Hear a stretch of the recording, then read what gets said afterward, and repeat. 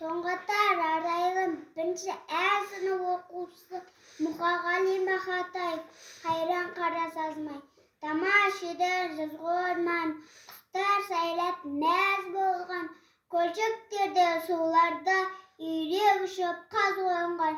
Шыбын шіркей қағама шошып судан ақша бақ, тастарына отыр жағада сыңар аяқ ақ қабақ. Елі кетіп құлағын еңкеді суатқа, елеңдетіп құлағын тыншымайды бірақ та. Көк құтандар көлбеңге көтеріле алмайды, жалғыз елбеңдеп көк қояндар заулайды.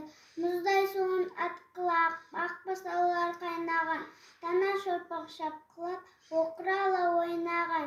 Тамаш еді жазғы орман, тамашалап мәз болған, қайран қара сазыбай үйрек ұшып қаз қонған.